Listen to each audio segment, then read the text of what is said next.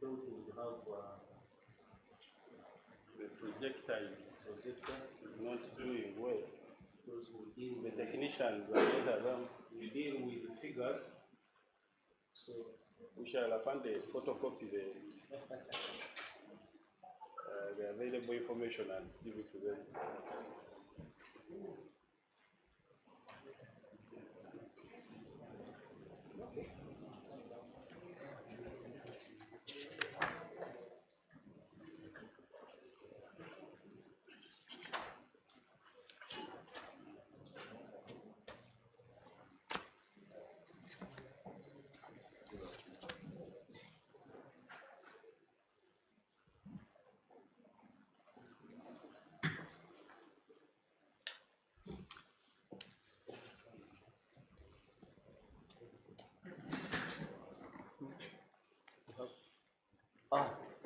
Catabas.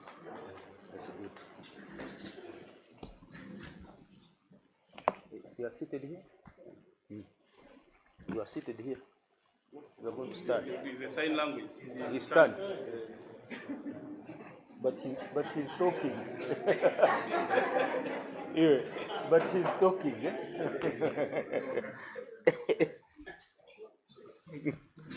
He's talking. The sign language, I thought is. When you first hear the message, you believe. Okay. Good morning.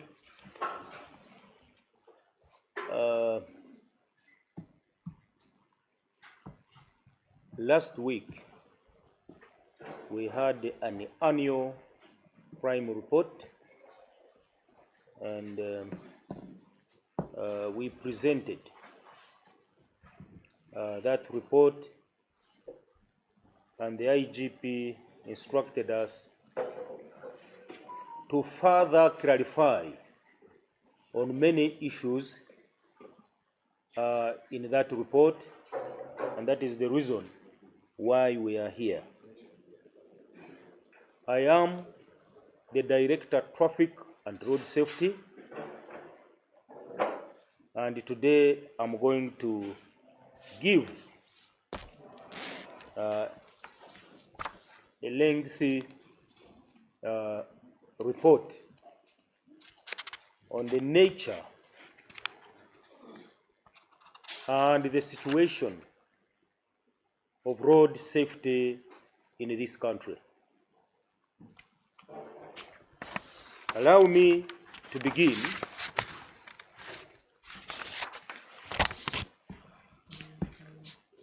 by saying that the road traffic crashes in 2024 as compared to 2023 increased by 6.4%. And the total number of road traffic crashes were 25,107, which translates to that 6.4% increase.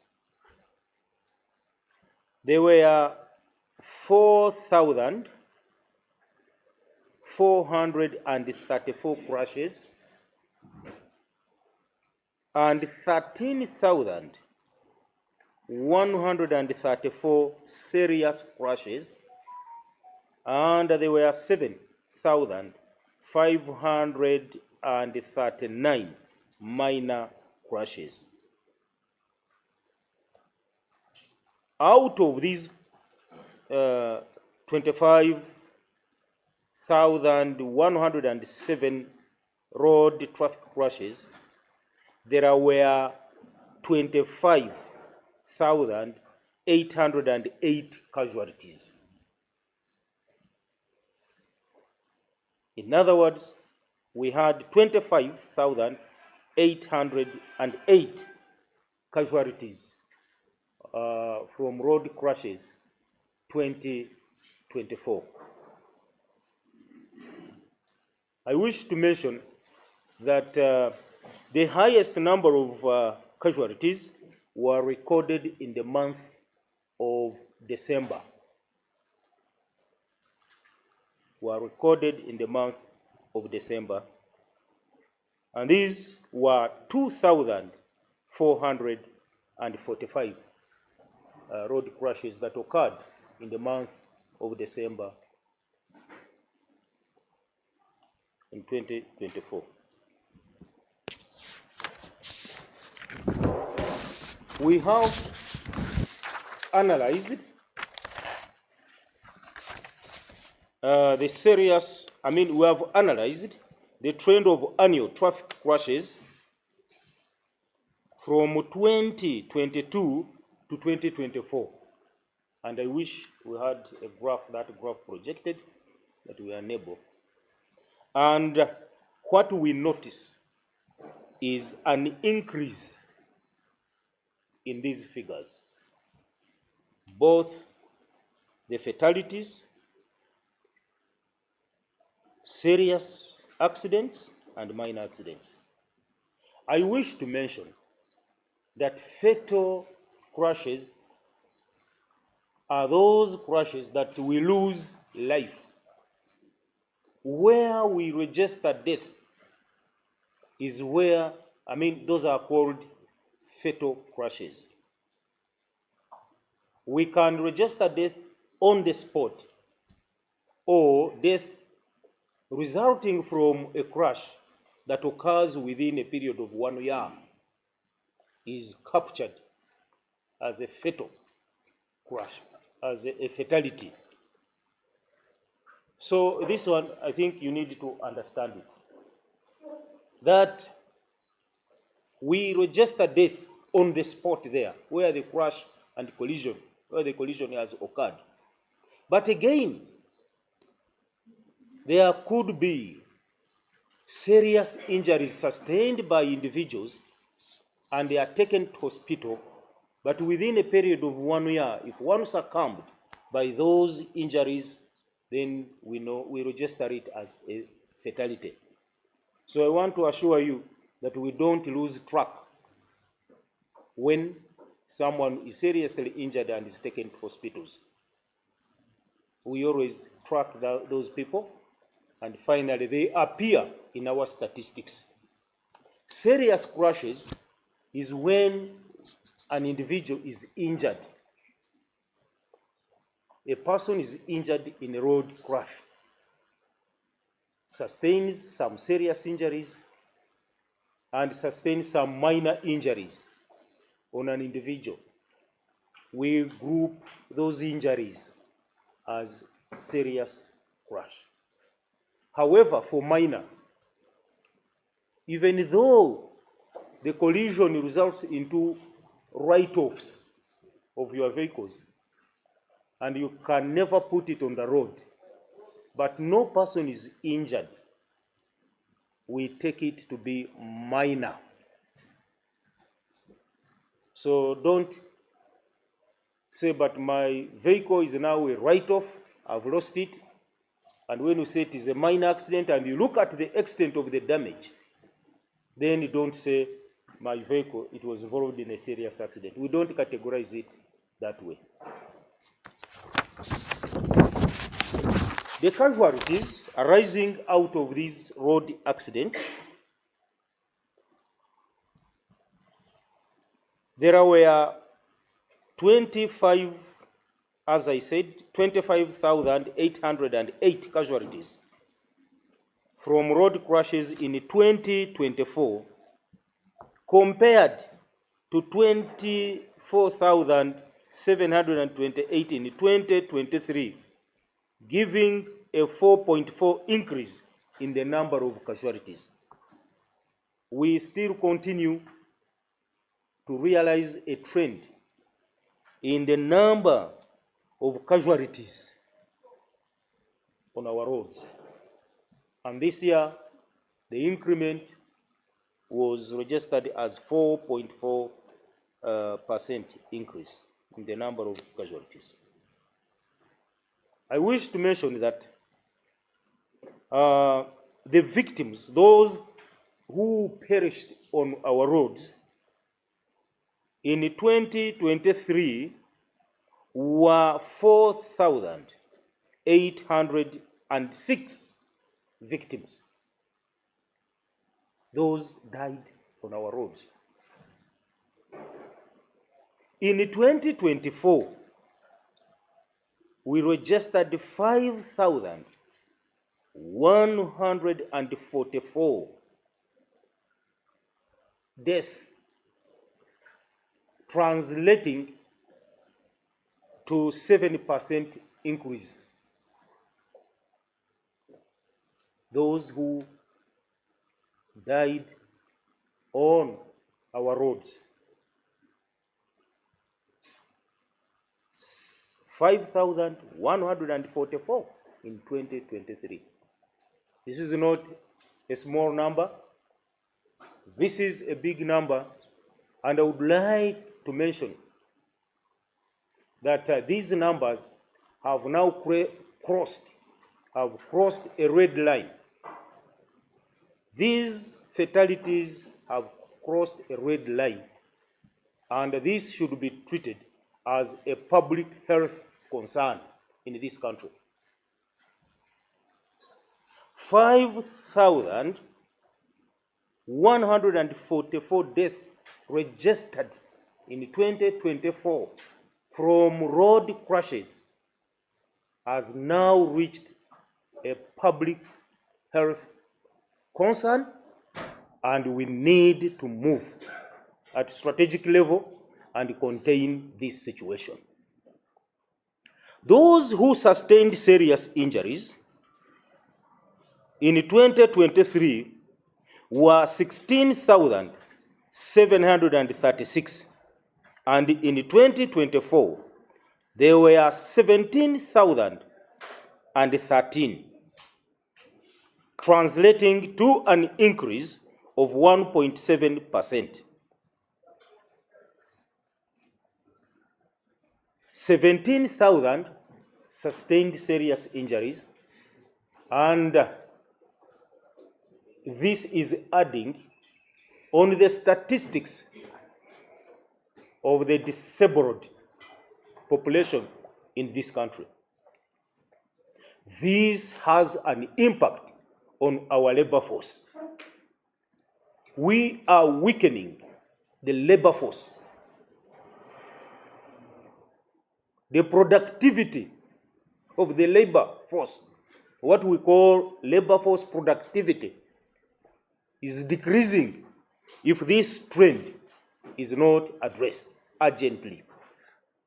17,000 to sustain serious injuries is a high number.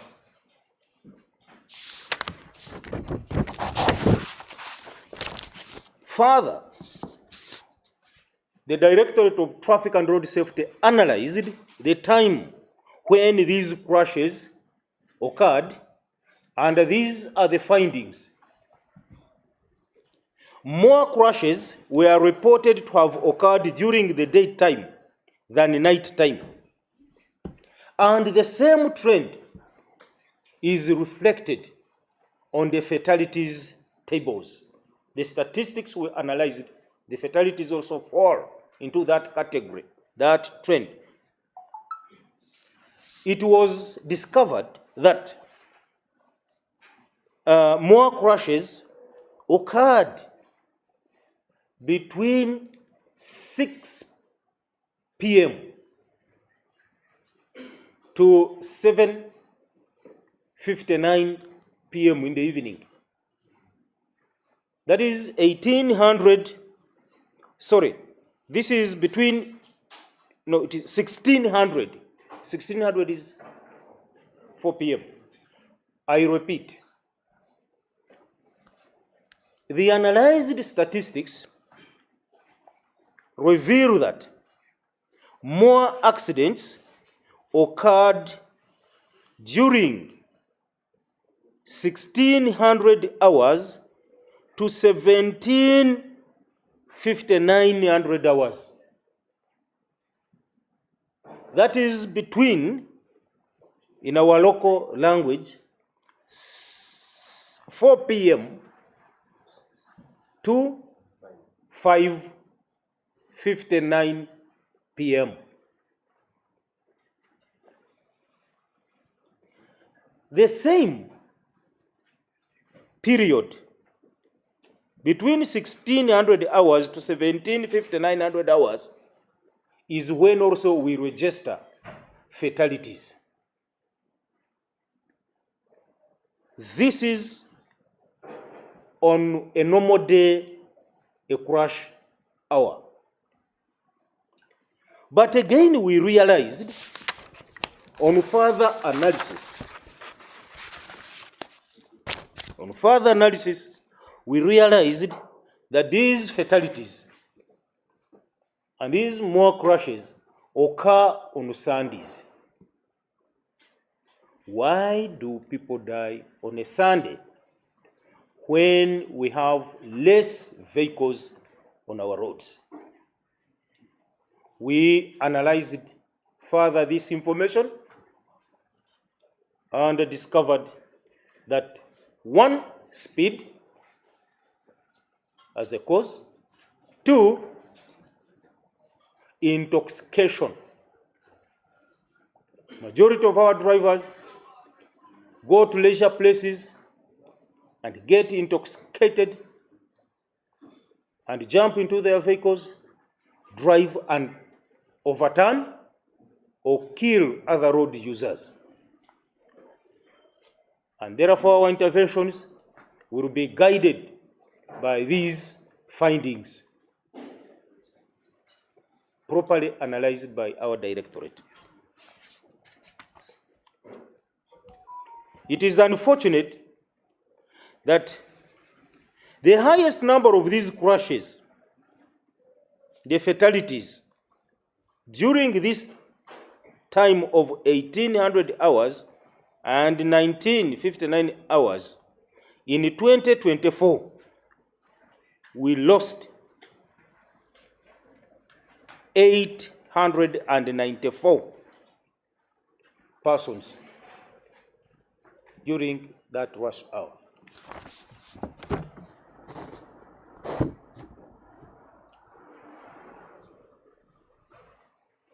Tuesdays, you need to register this, that on Sundays,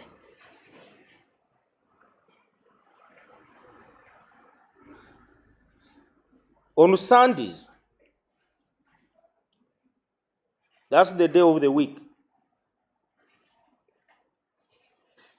we registered 3,790 crashes. And on Saturdays, we registered 3,765 crashes. And on Friday, we registered 3,689 crashes. But when you check the figure of Tuesday, is the lowest, followed by Wednesday the lowest, and Thursday the lowest. Come Friday, the figures go up. Saturday, they continue going up. And on Sunday, this is where we have chaos on our roads. We need to tame these 3 days, Friday, Saturday, and Sunday, if we are to reduce these road crashes. The directorate further analyzed crashes by collision type, and we discovered that collisions with pedestrians constituted 19.5% of all crashes. Collision with pedestrians, these people who walk, who are standing on the roads, who cross the roads on foot. They are not making U-turns. They cross the roads. This constitutes 19.5% of all crashes. However, the rear end collisions and side swipes accounted to 16.2% and 17.7% respectively. Side swipes, 17.7%, and rear end collision, 16.2%. What do we mean by rear end? This is what we call tailgating in traffic. That you don't leave a reasonable distance when you are following another vehicle or a motorcycle on the road. You should leave a reasonable distance, and it is an offense not to leave that distance. That braking distance in case of any hazard, if you don't leave enough space, then you will hit that vehicle which is in front of you. And that's what we call rear end collisions. But the side swipes are these where on the sides, vehicles collide with each other. The collisions on the sides. And these can be caused by a number of factors, as we realize. That someone may be dodging a pothole and gets a side swipe. Someone may be overtaking, improper overtaking, and you end up with that side swipe. Or even to dodge head-on collision, you can also have that, side swipe. And these are becoming many in spite of our roads, which may also be narrow. So they are becoming many, and last year they contributed to 17.7%. They are head-on collisions, the head-to-head. The head-on collisions accounted for 13%, and the angle collisions for 10.5% of all crashes. However, there were 9% of all crashes registered as single vehicle crashes, where you are alone, you hit an obstacle, or you overturn.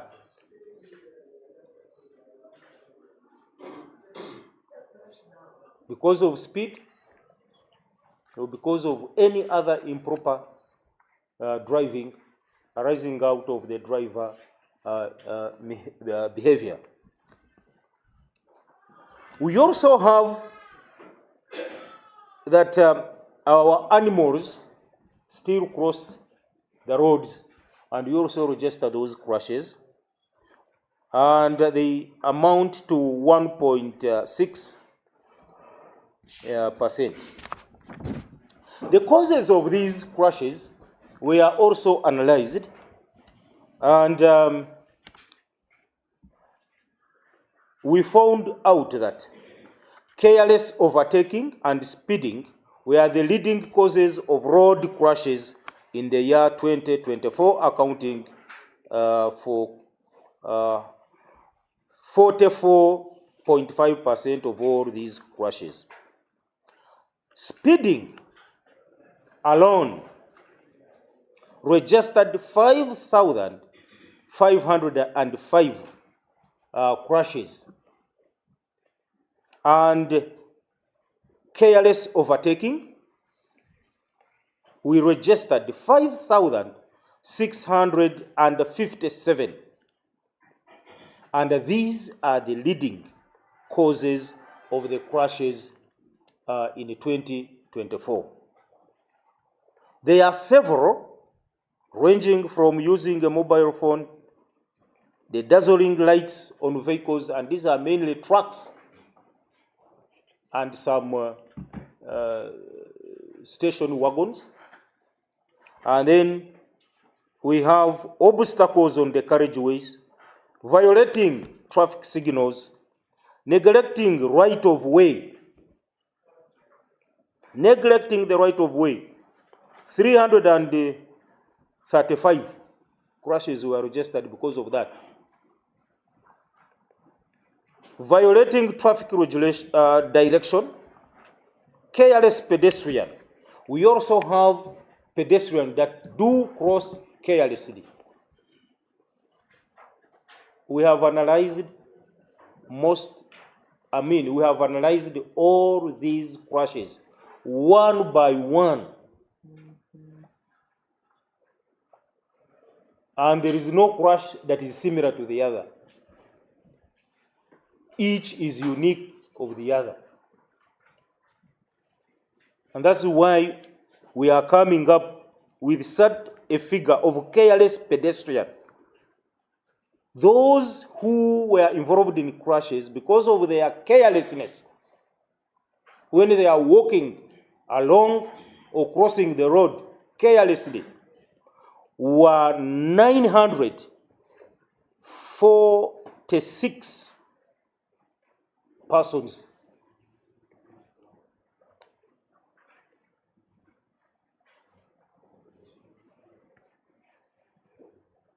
And those who were following too close, that tailgating, were 1,753 crashes.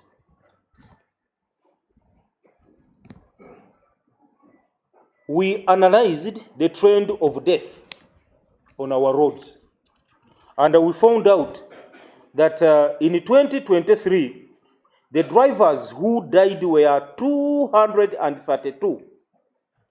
And in 2024, the drivers who died were 228. However, the results and the findings we got on the motorcyclists were very, very absurd and high. In 2023, 1,520 motorcyclists were killed on our roads. And in 2024, the number increased by 13.2%, amounting to 1,720 motorcyclists' deaths. And this number continues to go up. However, we also registered an increase in the death of passengers on motorcycles.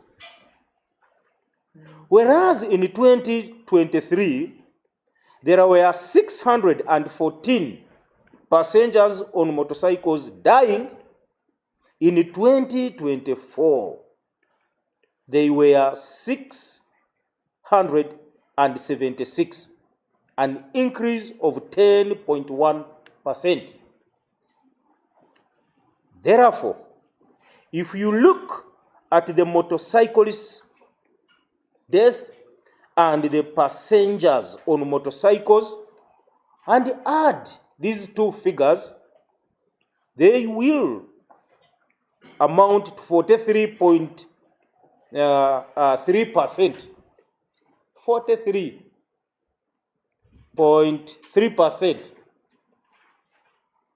as death arising out of motorcycle-related accidents.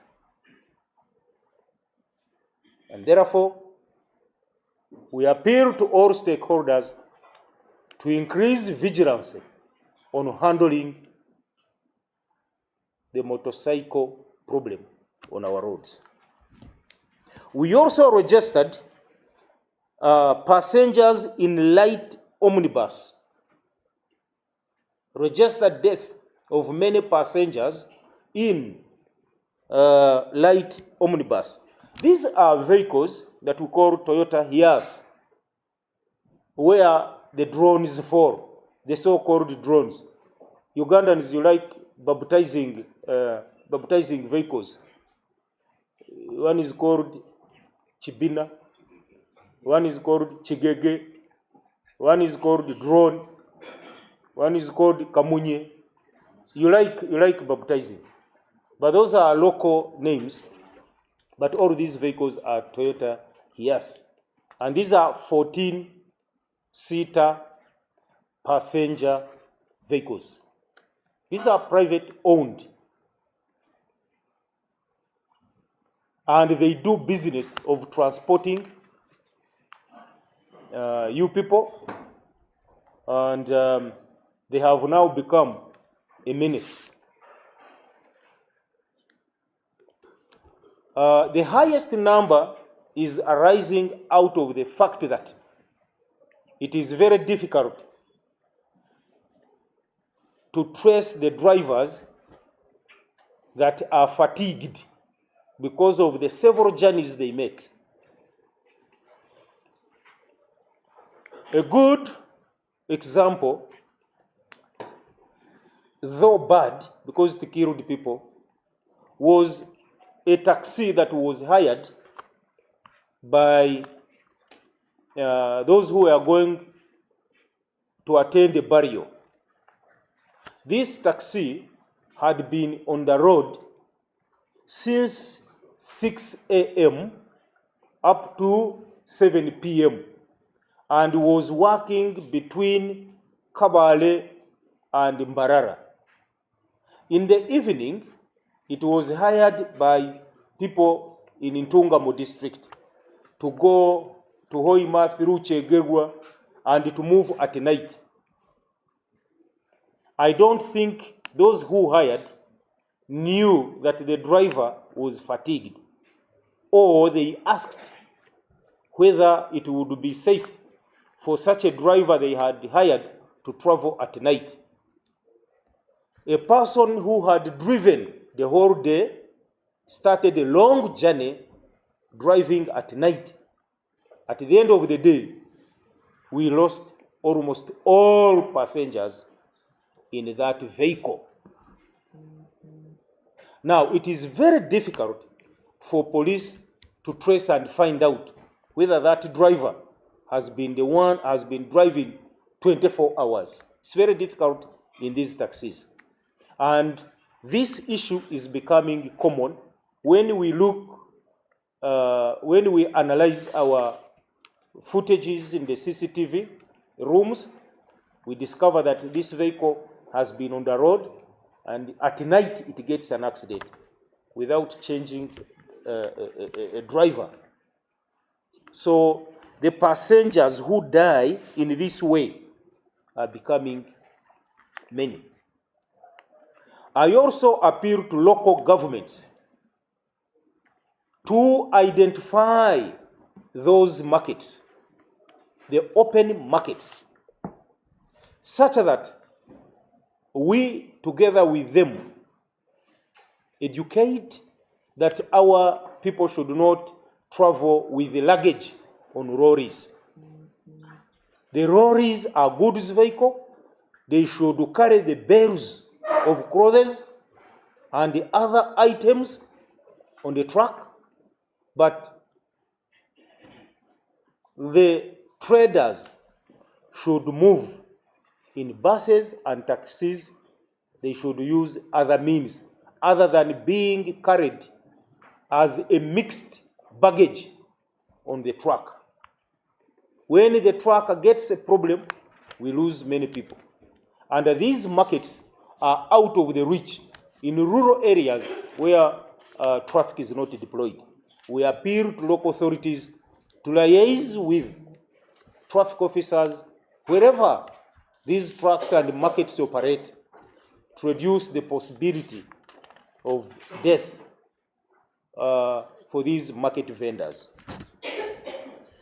The pedestrians, as I noted earlier, yes, we still register a high number, but in 2024, we reduced the death on the pedestrian by 0.5%. I don't know whether it is because the Busega market has shifted, because it was operating on the road. And I want to thank those who shifted the market to somewhere now an enclosed area. However, it remains operating on the side of the road. Now, why pedestrians are dying most is because in Uganda, most of our open markets are along roads and highways in this country. Now, these open markets, again, sell alcohol. And alcohol is readily available in this country. If you have a 500 shilling coin, you will access alcohol. Even 100 coin, you can access alcohol. We need to do something. Alcohol in this country has become a big problem. Domestic violence, alcohol surfaces. You analyze traffic death, alcohol surfaces. What's wrong with Ugandans taking alcohol to the extent that you must die? Can't we reduce this consumption of alcohol? Should it remain a problem? Ugandans should learn how to tame their alcohol consumption. And this is self-regulation. Some of you leave your fridges at home and they are not locked. And the previous day you had visitors and you have left alcohol in those fridges and you have left adolescents in your home. The next thing we hear, someone has overturned or several young children have died in a crash, to discover they were moving from a certain home, going to another home, and had taken alcohol.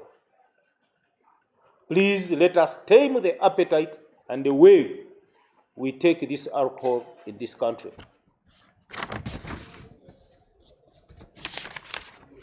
Lastly, I want to echo on crash fatalities by police regions. We compared policing regions, and these are the results. The regions of Ruizi, Kampala North,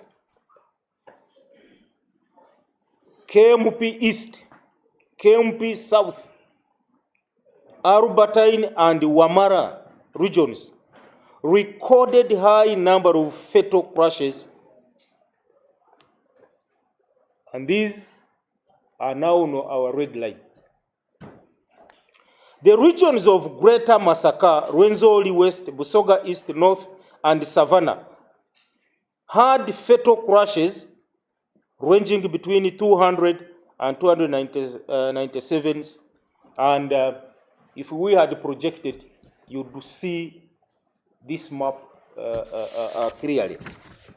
But again, we also have what we call the crash severity index by policing regions.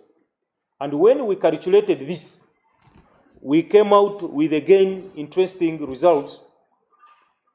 And the crash severity index was highest in the regions of Busoga North, Rwenzori West, in Ruizi, Kigezi, Albertine, and Bukedi North, where between 35 to 45 people died in every 100 crashes. The severity index is a simple calculation. Simple calculation that out of every 100 crashes, how many people die? And we found out that in Busoga North and Ruizi, Albertine, you have the highest. This means that when you get 100 crashes, around 45 people die, and this number is high. The chances are that when you are involved in any crash, you will die. The probability is almost a half. You find yourself involved in a crash, death is likely to occur. These regions have also been mapped, and we know all of them. We also analyzed and the fatalities by age group. and discovered that more fatalities were recorded for persons below the age of 35 years, accounting for 55% of all fatalities. You need to note that more fatalities were recorded for persons below the age of 35 years. And this accounted for 55.7% of all fatalities. How many people were killed? Those ones below 35 years were 2,867. The age below 35. Isn't this the age of the youth? These are the youth. Now, the youth in this country, we are reducing them by 2,867 persons. By 2024, we lost them. And you are talking about labor productivity.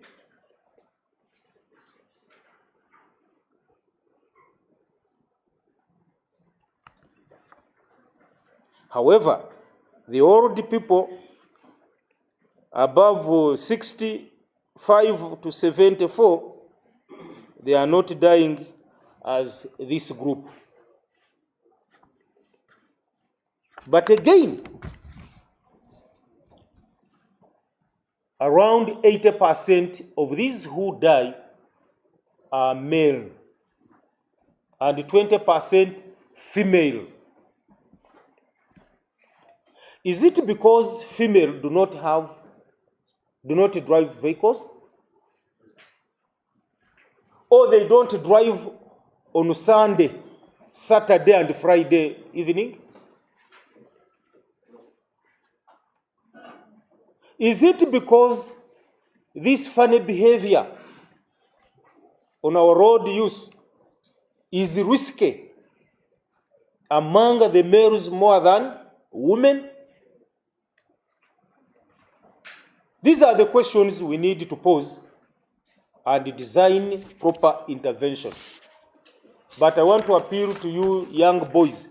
The roads are going to kill you unless you change your behavior.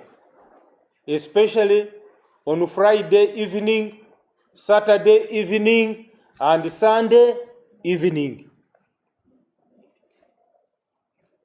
You are dying. What's wrong with those days at night? Should we say females are at home and you people, you are roaming around the city, in towns? These are questions we need to ask ourselves. It is not that ladies don't drive, they do drive. But it is 20% that perish in this. And yet 80 are males.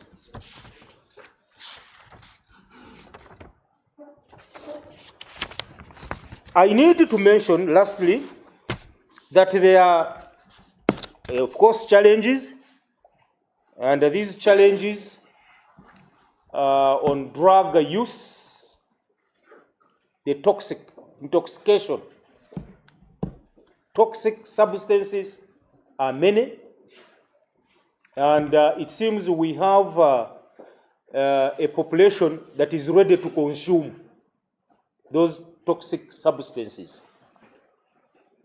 And the more we consume them and enjoy them, the more death and serious injuries we register on our roads. We also need to look into this issue and see how to reduce consuming toxic substances. And there are a variety, and you know them. I hope there is no one who consumes them and is present in this room. But I know out of a congregation like this one, we cannot fail to get like 20%. And the names are now beginning to come up. I don't know.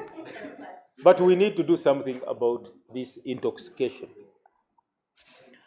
We also have that challenge of these motorcycles, and I still advise that to reduce crashes related to motorcycles, we need to control a whole chain of motorcycle business in this country, right from importation, where they come as spares, they are assembled in different places where police may not know, others are assembled in people's homes, and these motorcycles find their way on the roads.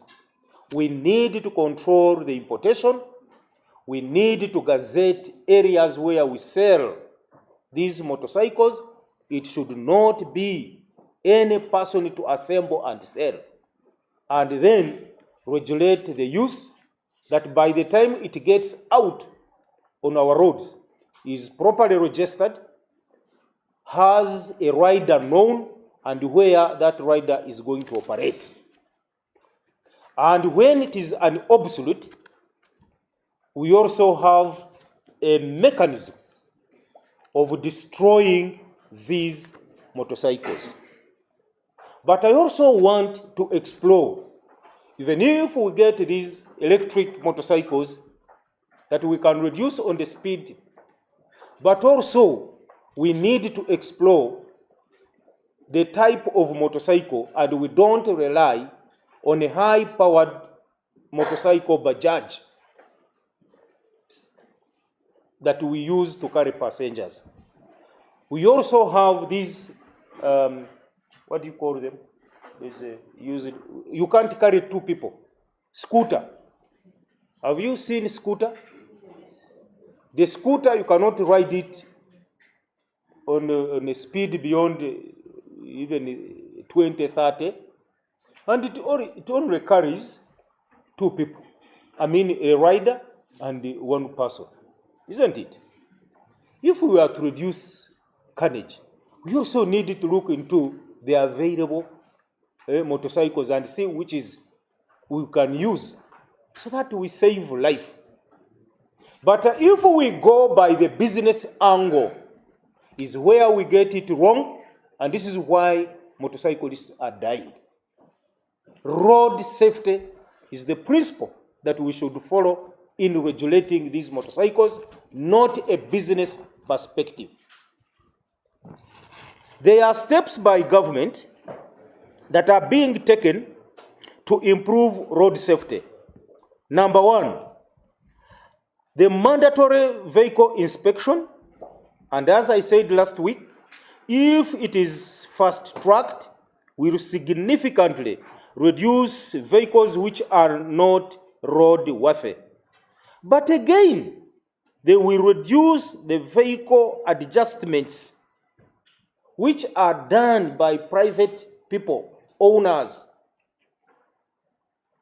And this will help us to contain the load on these motor vehicles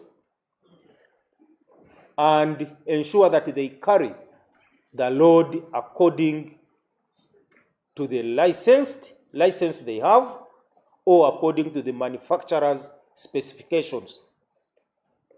When you get a license of your vehicle, please do not go and have adjustments on those vehicles, because you want to carry a double load. That may cause malfunction of some parts of this vehicle and can cause the accidents. 2, the government is considering automating driver testing systems in order to control driver competence and standards. We are already in partnership with the Ministry of Works and Transport, and so soon these facilities will be in place and all driver testing systems will be automated, and we shall achieve that competency and standards in driving.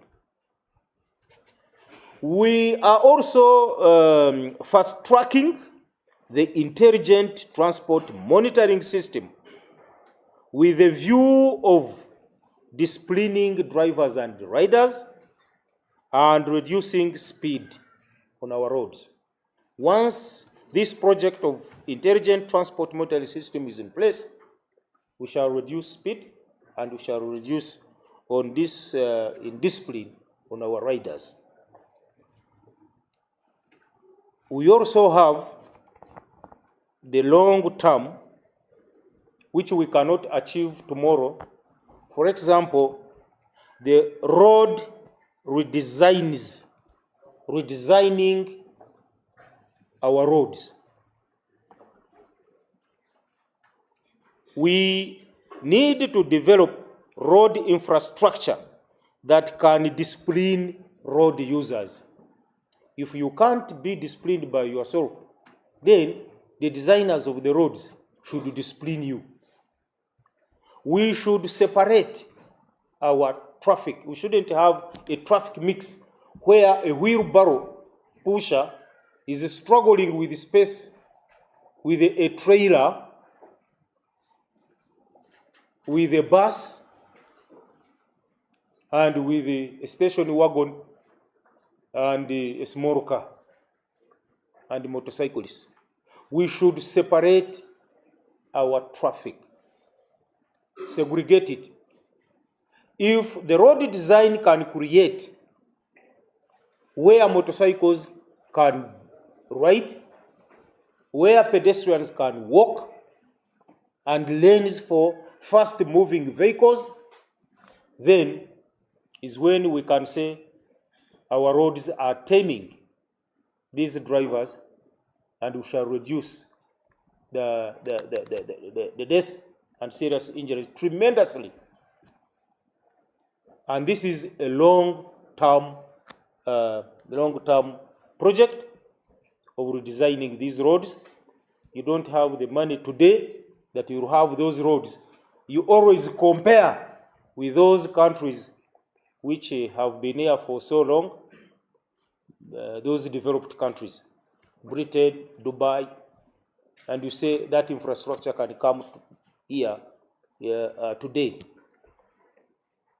Lastly, also to implement mass transit transport system, and this includes railway transport and the Kayora bus transport, where many people are transported from point A to point B. Because these means of transport are not available, the bodabodas tend to carry most of our passengers. If the passengers move in this mass transport system, the bodabodas will have no market, and therefore they will wither by themselves.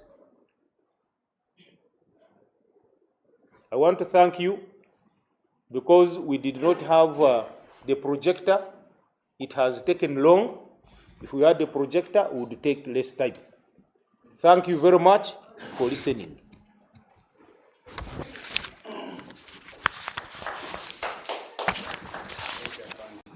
We shall entertain questions later. Let me invite the director of fire within a few minutes to give a few remarks on the report that was launched last week.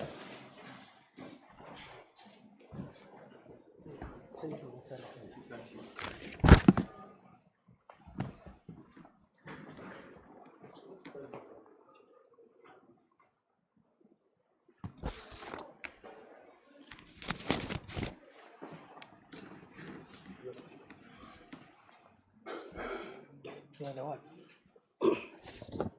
Good morning, everybody.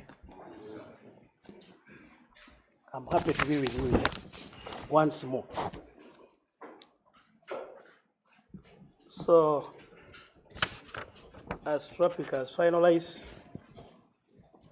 I also follow with an overview on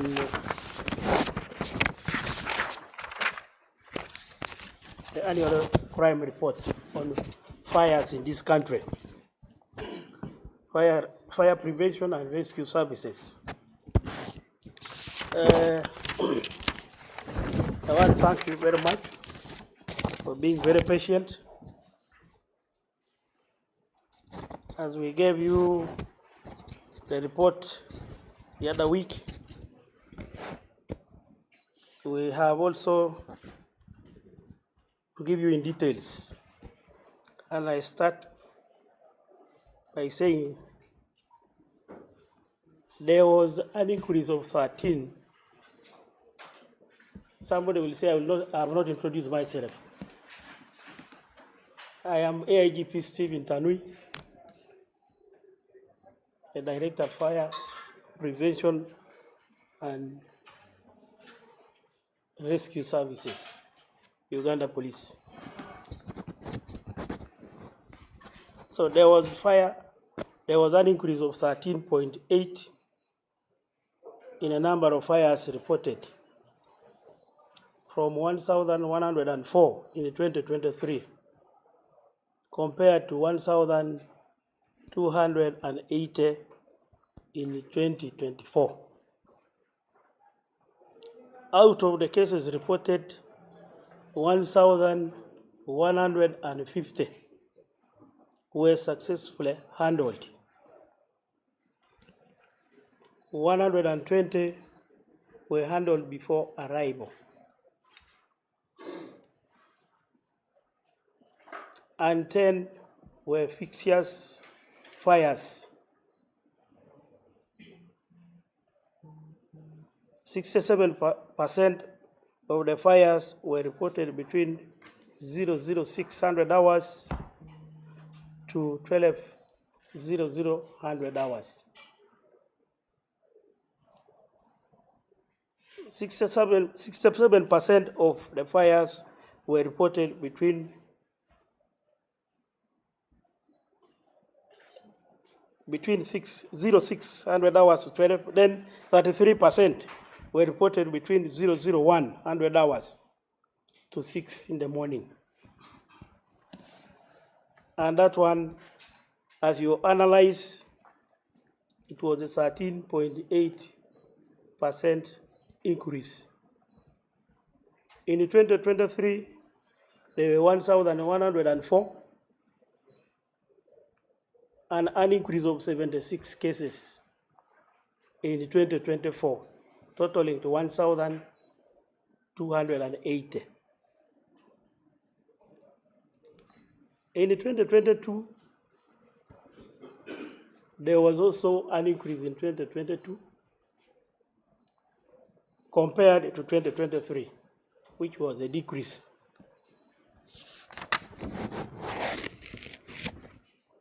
Now, when you analyze this, you look at the 67% of the fires were reported within 06 in the morning to midday. That is 1200 hours. That is the time when everybody is active in this country here. Many people are using the gadgets, like the way you are now here. Others are cooking. If you went to Kampala now, it's a very busy area, including our villages. So that is the time when we register many fires in this country.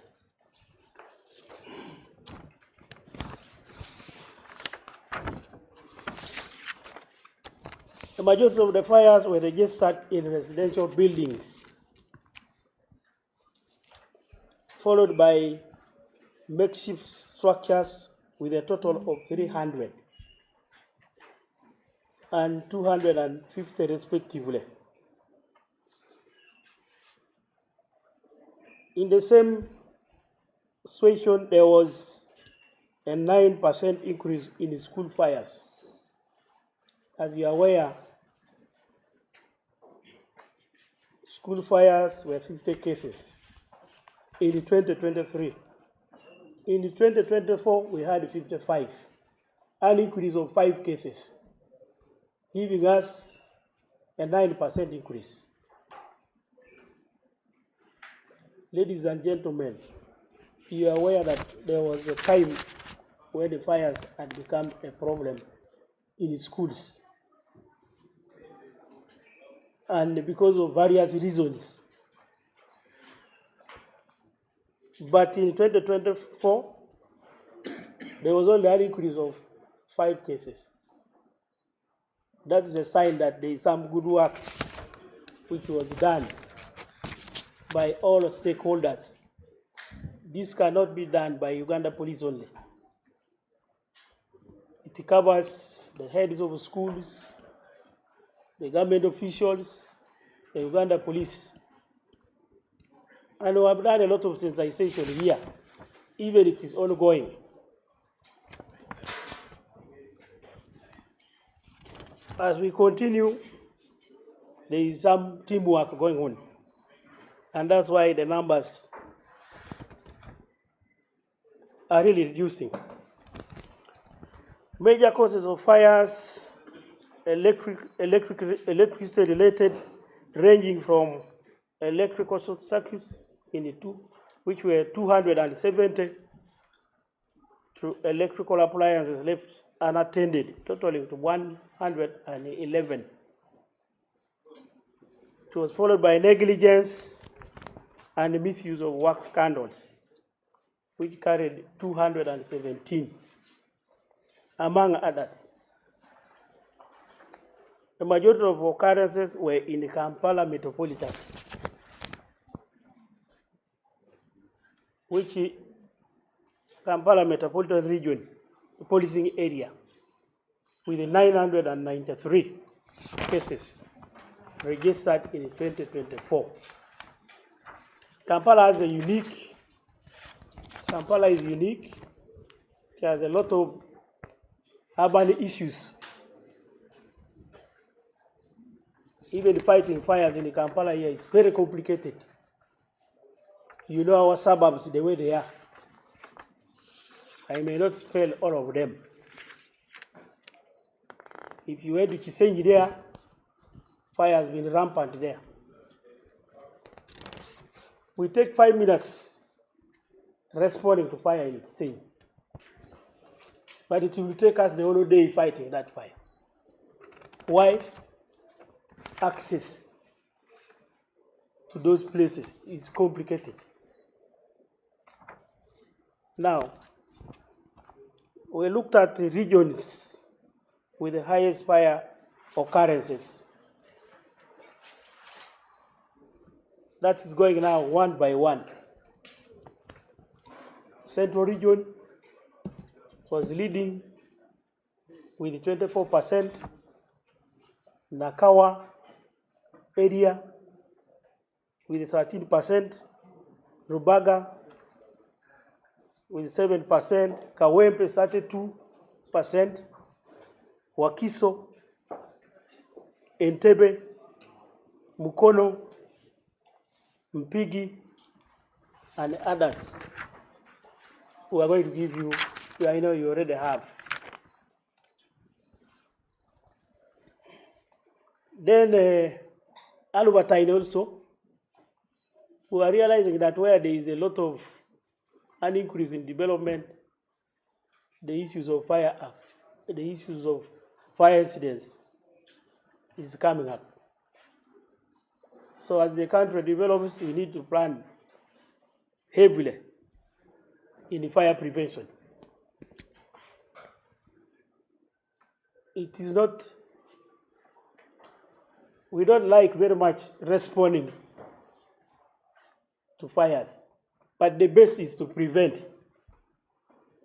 But where situations arise and prevention has failed, then we go in and put off those fires. And we have a lot of strategies into that, which we shall share. So emergency rescued effected. That is rescues which were effected in the year 2024. You look at road accidents to reduce. We rescued very few people there. But the highest was pits, open and closed pits. We rescued 200 persons,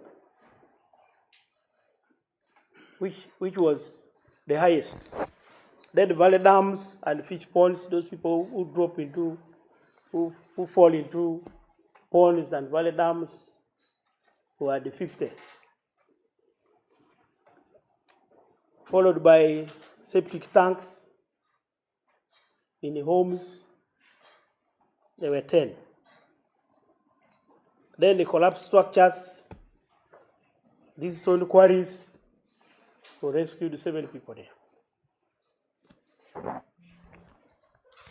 4 centuries too.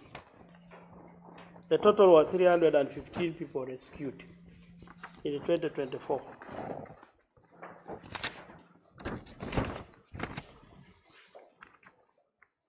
Let's look at major causes of fires. Number 1 was negligence, candle wax. It is true, we noted a highest number here. People tend to neglect most of their appliances, candle wax in homes. We even registered a case where a lady decided to put a candle wax, locked the house with the children inside, and they went for a club in the night. Coming back in the morning, there is no house. Children tried to fight at the doorway. The door was locked from outside. And we lost those human beings. Originating from candle wax, the mattress was there and a net. So we warn our people really. Let's style up. I wish she had even left the door open. Could be these children would have survived. Those are some of the negligences. So it was the highest, and then poor cooking habits, charcoal stoves, cookers. You know how people tend to cook in the night, especially boiling those foods, ready to serve in the morning. And they go and rest and forget them. Leave those charcoal stoves unattended, cookers, and that is how we get these fires. There were 100. Electrical circuits were 270. Electrical appliances left unattended to 111. Uncontrolled burning. We also have cases which are under investigation, 200. Not readily established, under investigation, 200. And we shall give you the results after. Sparks, 150. Gas cylinders. You remember the case of Nansana, the case of Natete. Gas cylinders are becoming a danger also. We want people, when you want really to service some of these cylinders, get experts. Not just rush because you have seen it. The total was 1,208. Number of cases reported. Now, I also want to touch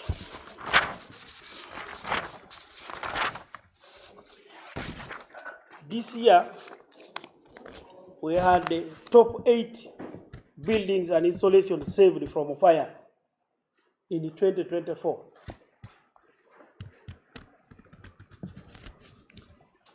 We saved a house, Kawa Communication Building, Namamve. It took our team about between 1 to 10 minutes, and we were there. And we managed to save that building. American Embassy, Makindye Division, Kampala. We also saved that building.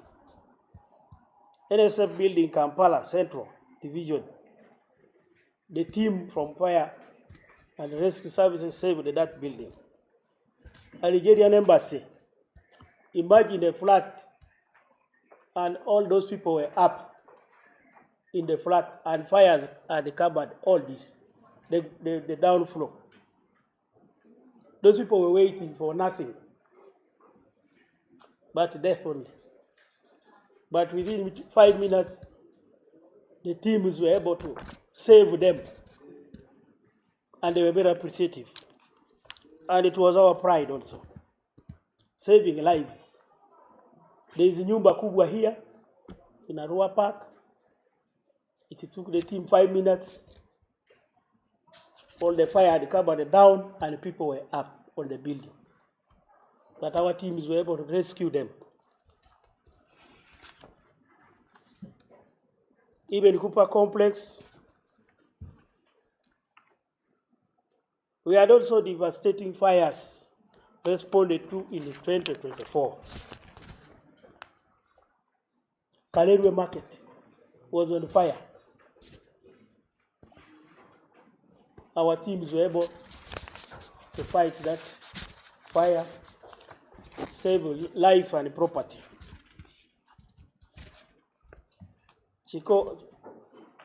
Chigogwa Town Center on Bombo Road. A fuel tanker overturned there. We still have problems with the fuel tankers in this country. People tend to economically benefit from such items. But we want to warn our people, where there is a fuel tank, especially petrol, never risk there. That is a death trap. That town was, by the way, going. But our teams managed to fight that fire. It is one of the worst fires, by the way. In the firefighting, if you discuss with those firefighters at our headquarters, that's the worst job you can ever do. To go and face a fuel tanker which is on the fire. You must be highly technical. And the approach is not just rushing to fight fire. They managed to save that town. There was even another petrol station which was near that thing. It was bad news. The whole town was going. Though we lost those persons who are going to fetch that petrol. And the driver warned them, they don't risk. The thing is dangerous, and he took off. But they insisted that they wanted to make money. And it was very, very devastating. And we appeal to our people, don't risk. There was another one here in Mabira.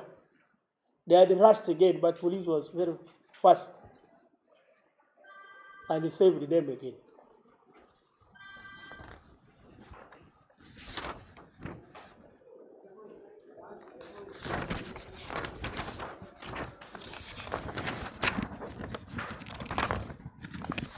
The lives saved and the fatalities registered in fire incidents.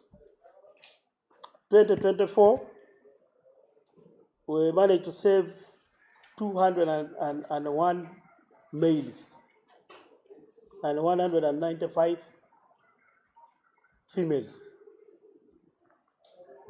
In 2023, the police saved 606 lives and females 24. Lives lost in 2023, there were 684 males and female 222. Compared to 2024, there were 214 males and 203 lives lost.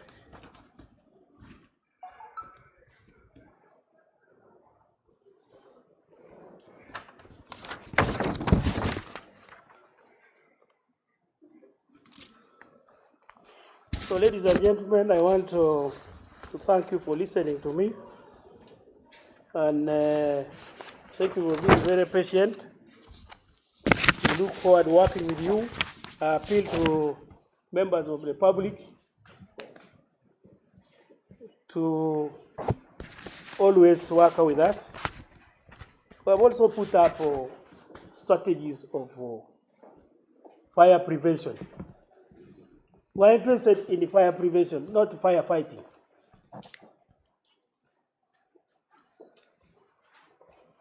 You will never know that fire is dangerous until it occurs in your neighbor, your relative, or in your compound. Our people don't take it serious. This is life. Once there is a fire, you are likely to lose life, you are likely to lose property. You are likely to, if you have been having property, you are likely to be a poor man in the next day, or a poor lady. So we appeal to members of the public to really embrace fire prevention. We have standby teams. You can imagine where you're on standby, not knowing where you are going to respond when there is a fire incident. But we are concentrating on fire prevention. And we appeal to all members here, the press. Can we work to enhance the preventive aspect of firefighting than waiting for fire to occur? Then my appeal again is right of way.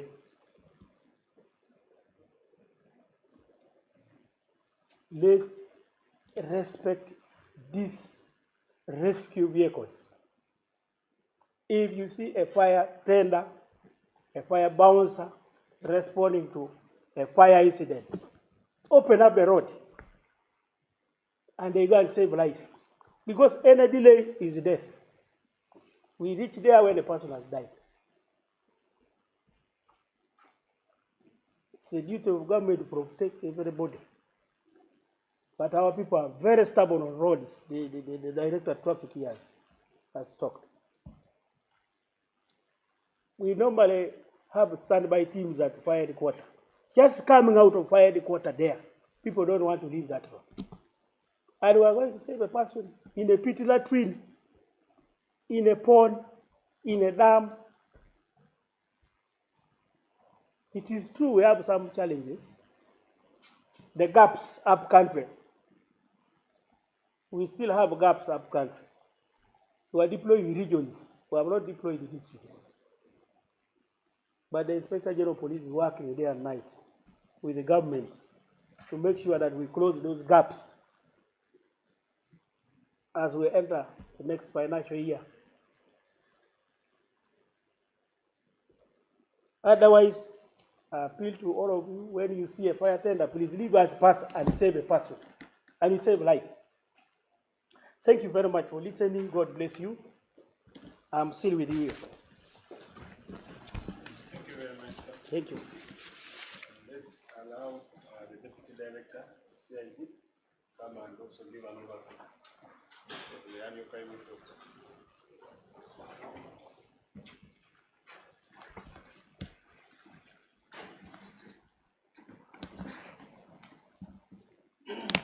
Good morning, friends. Good morning, sirs and PRO. My name is Chelimo Biata. I'm a Senior Commissioner of Police and a Deputy Director, Criminal Investigations Directorate of the Uganda Police Force. It's my pleasure to give you an overview of the Crime Report 2024. Now, overall, in 2024, there was a reduction of crime by 1.1% in the number of cases reported to police. This is in comparison with cases reported in 2023. In 2024, we had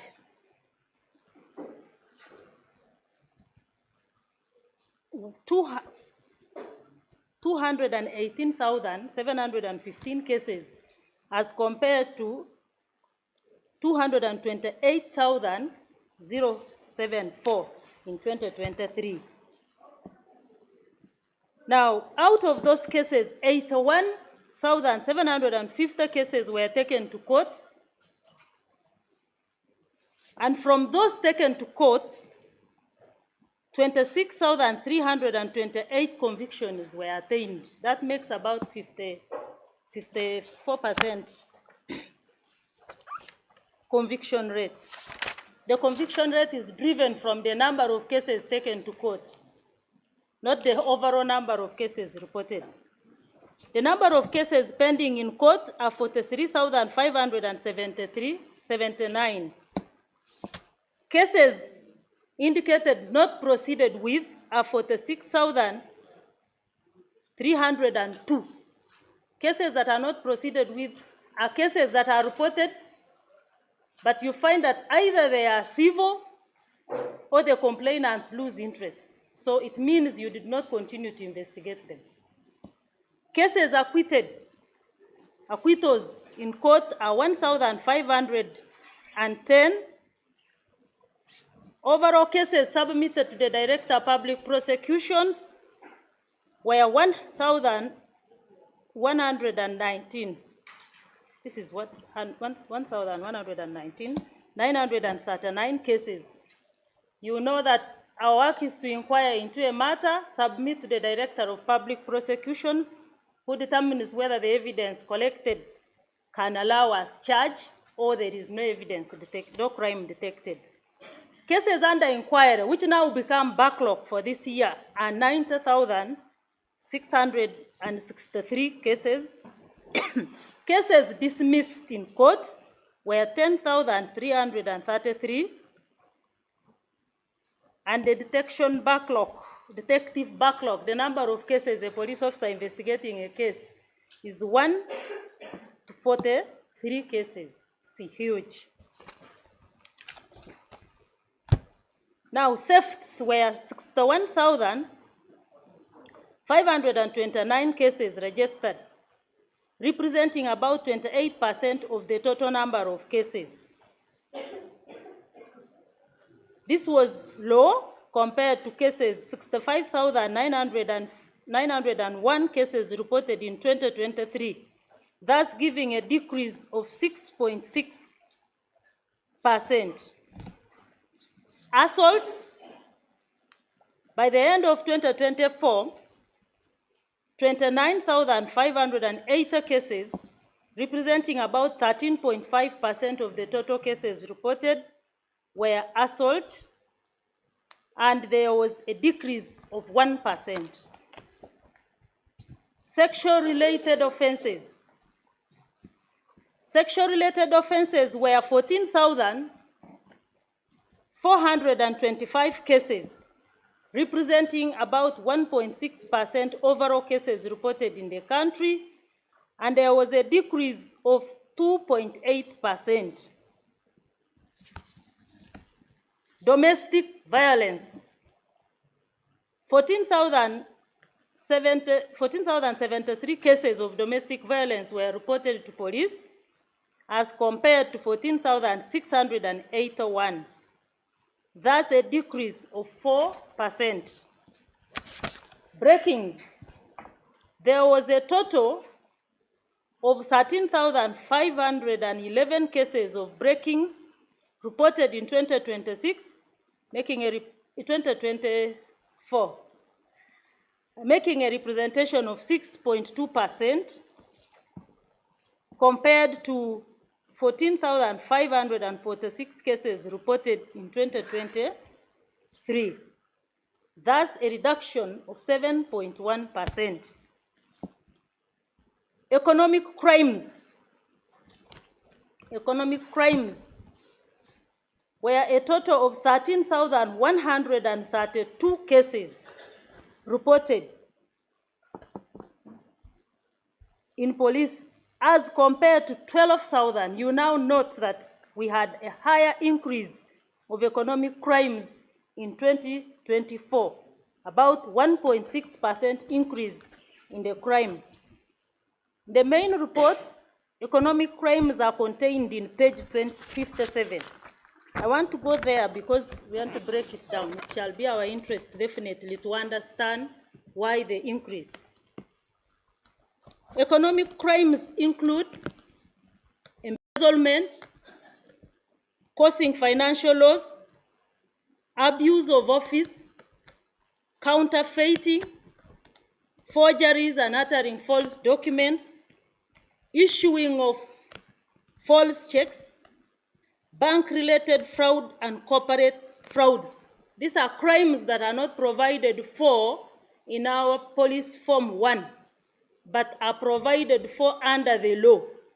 They include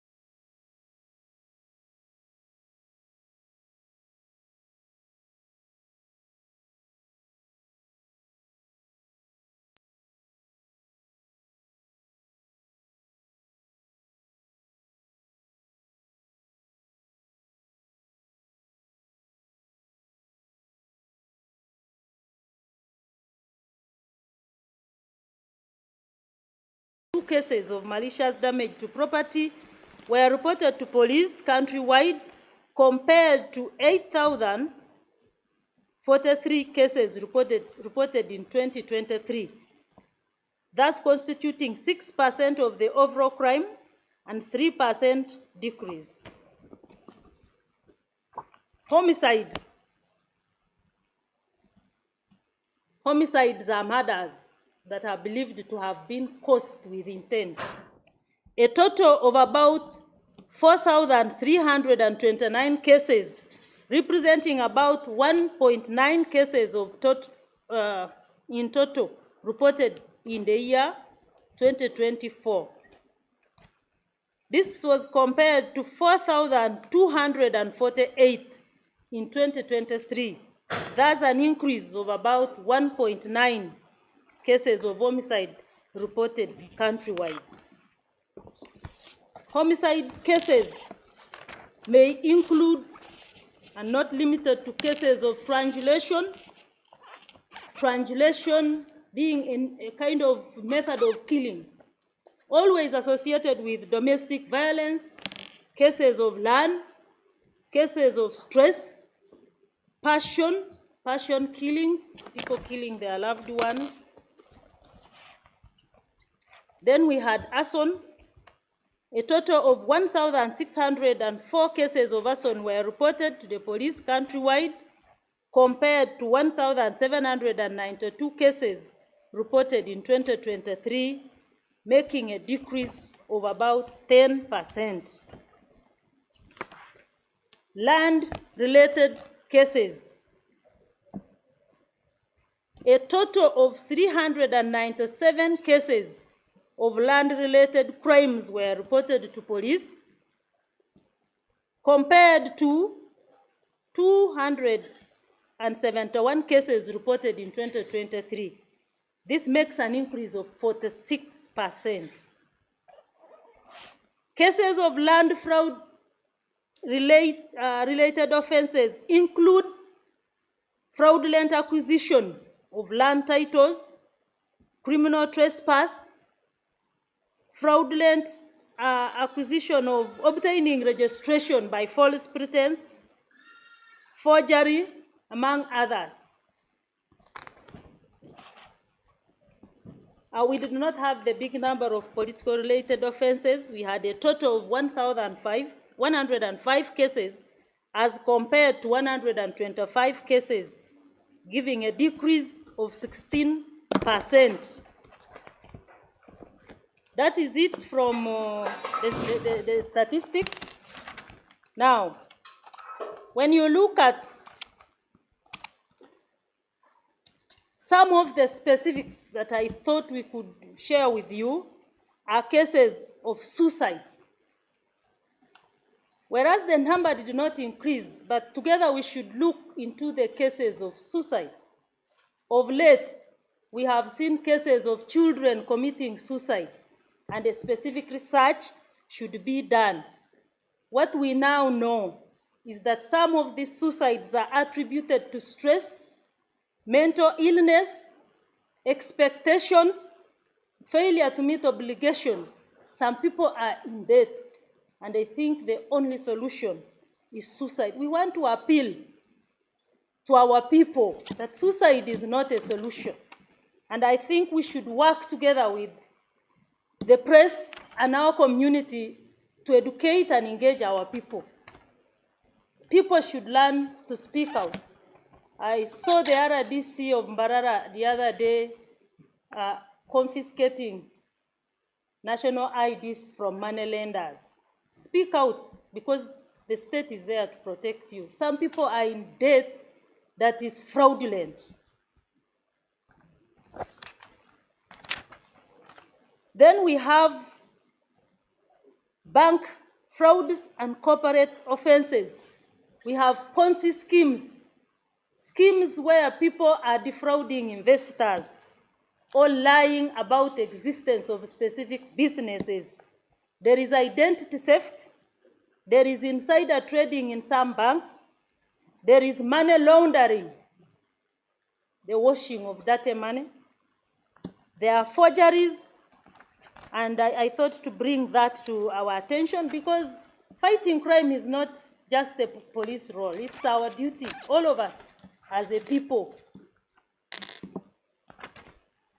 One of the key challenges that we have in case management is witnesses not willing to cooperate with the police. Someone saw, someone heard, but for some reason, they don't want to support the investigations to the end. Now, that affects completion of inquiries and has a huge implication on the court's decision.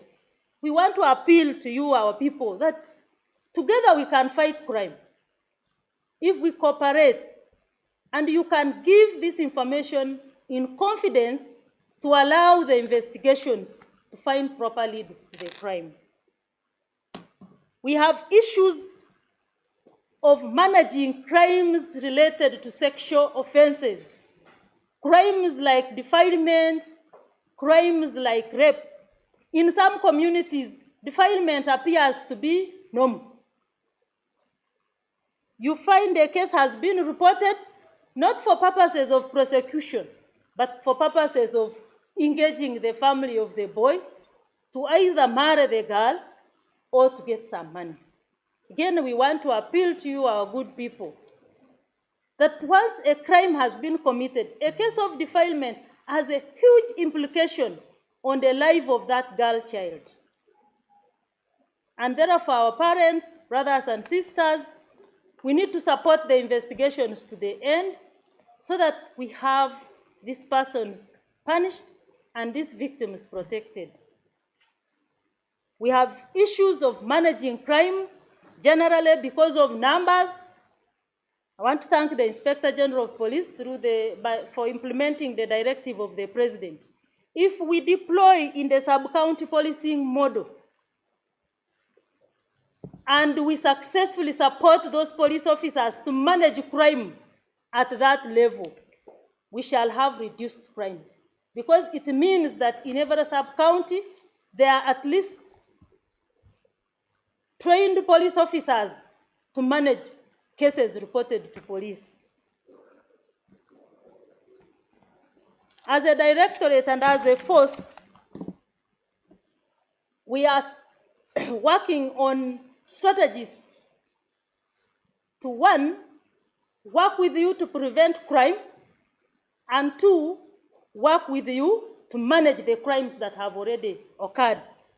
Some of them include and are not limited to community policy. We have the Directorate of CPC.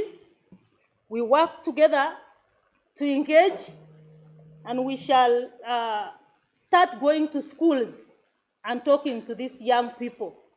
These are different trends. These are different. The youth of today are not necessarily like the youth of yesterday. There is a lot of social media.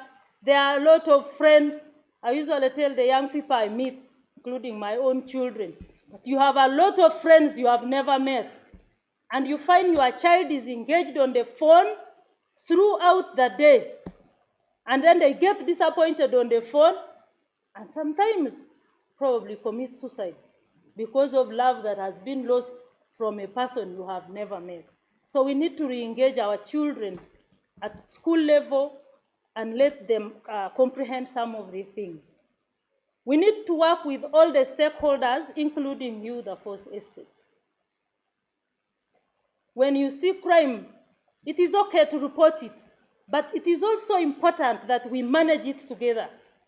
Get the evidence. Criminal investigations is about finding evidence sufficient enough to establish whether a crime has been committed and by who, so as to get that person punished. The intention of punishment is to reduce on future crime.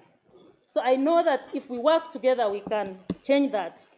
We are working with crime intelligence organizations to ensure that we gather and prevent crime before it occurs, strengthening crime investigations through training of police officers on emerging crimes. We need to improve on the professional and ethical conduct of our police officers. Good people, who pays police officers? It is our prayer that you help us report corrupt police officers. Because if you don't report, it will be in rumors. But if you let us know in time, the Directorate of Criminal Investigations has an inspectorate unit that works together with the Professional Standards Unit to investigate cases of misconduct by police officers. Where you think a policeman has been compromised, while managing a case where you think the police officer is deliberately leaving evidence that you think can support a criminal case, please report.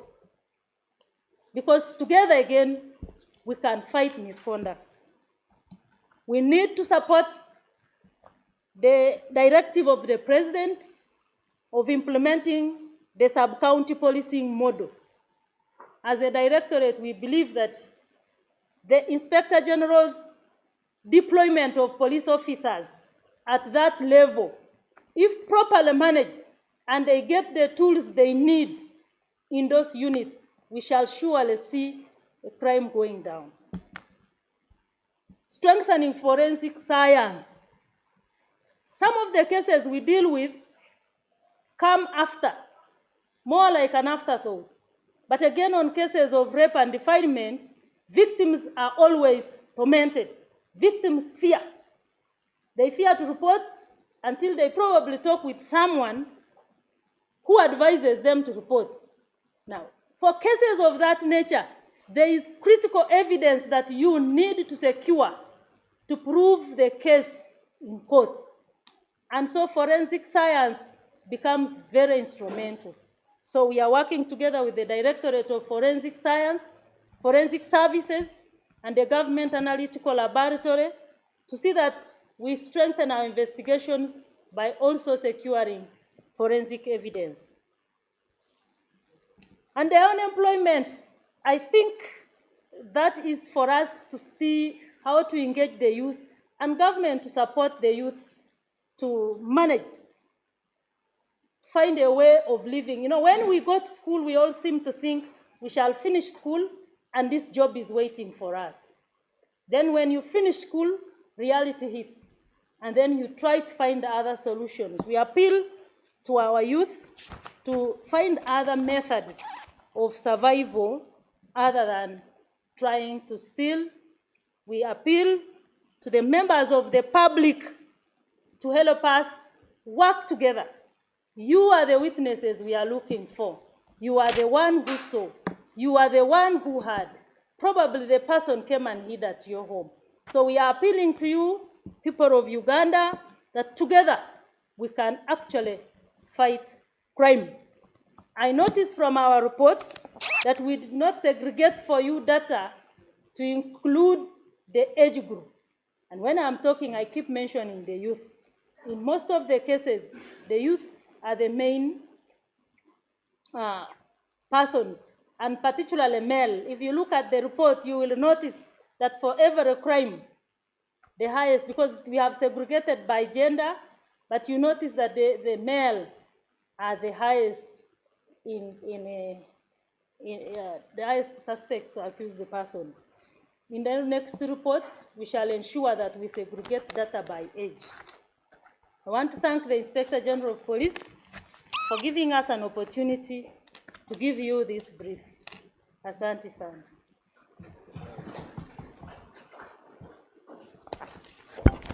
Thank you, Frank. We are going to entertain questions relevant to what has been talked about, and you will mention your name, where you're coming from, and whom you're directing the question to. In the room, we also have Commissioner of Police, Naguru representing the Director CPC. So you can direct your question to whoever you want. So we shall,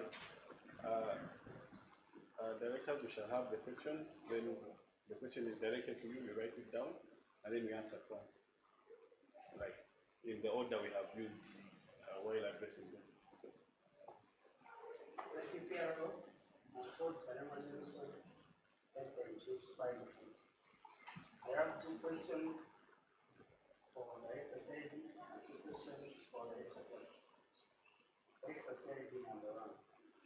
According to the report, corruption and economic crisis increased from 12,924 to 13,132. The public is want to know corruption involves money. How much did these people would have stolen. Probably would not have it in the report. You know how much taxpayers' money is lost to these things. Secondly, we are seeing gun violence in system. In the report, 188 cases were reported, where 205 people were shot. We do have recovered some of these guns, and among suspects who are arrested and taken to court, we have security personnel. Then, according to the report, most accidents occur on Fridays and Saturdays, and they say speedy and destination. Are we seeing the green kind of operation coming back from along the way? Because by the time when we are still direct those operations are there, and some accidents, especially. Then, secondly, we have always seen police carry out operations and people are given seats. How much included their expenses? How many were issued and how much in different government? Yes. Thank you so much. So I want to something on the question. Your name and where My name is Obama, Minister of the BBC. So I find that I want to talk about corruption and other economic assets. I'd like to know how much did you recover last year, and then how much did you return to government? That's enough. So I want to talk to the director. Most of the causes of road crashes, they are behavioral, according to your report. I'd like to know some of the infrastructural causes of the crashes, which you identified. And then another one is these steps you mentioned. I don't know whether they are recommendations or steps or somewhat in progress. Talked about infrastructure redesign. Is it your proposal or recommendation, or there are some arrangements which you have taken part as well? I think that's all. Another last one is about the recently approved or gazetted speed limit regulations. How better are they going to be implemented? questions? Are you done?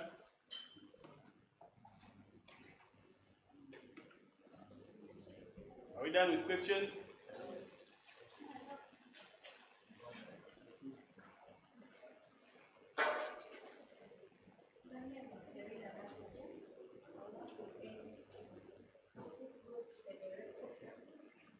According to the report, most of the road crashes were reviewed as non-police and I wonder whether our motorists know the zebra crossing sign. The zebra crossing where they have to let pedestrians pass.